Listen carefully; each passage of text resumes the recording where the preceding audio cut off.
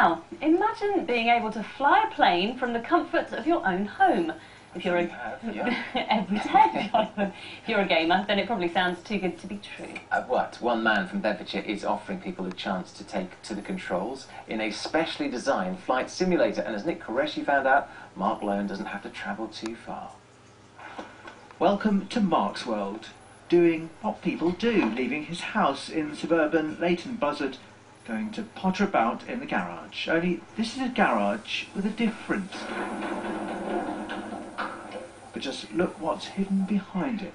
A fully kitted out Boeing 737 flight deck. See one of the planes and you can now visualise the controls and gadgets on board.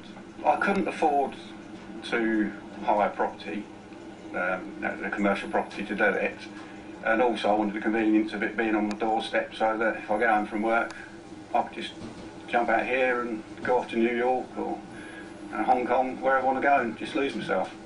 Mark's had a pilot's licence for 17 years and has spent a year getting all these bits and pieces together, and he spent upwards of £60,000 assembling his replica. Now it's time to recoup some of the cost and do some domestic damage limitation. I've still got a wife at the moment, but obviously I've taken out a massive loan to do this. But you have to have a very understanding wife when you want to do something like this.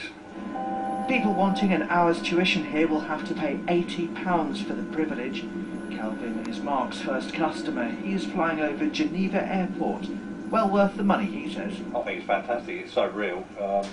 You know, if you was blindfolded and brought in here, I think some people would think they was in the real thing. Really, it's amazing. Just in case there's too much noise, Central Bedfordshire Council wants just 5 hours of lessons a week for now. The man who normally tunes car engines is happy to oblige.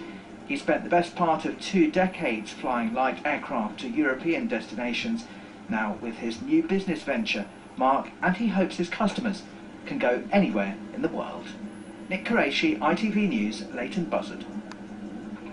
Extraordinary, Sign me up. Yeah, I suppose. I'd love to. Well, you get jet lag at the end of it as well. It'd be a bit disappointing if you step out of the garage and you're still in wherever, and not Singapore.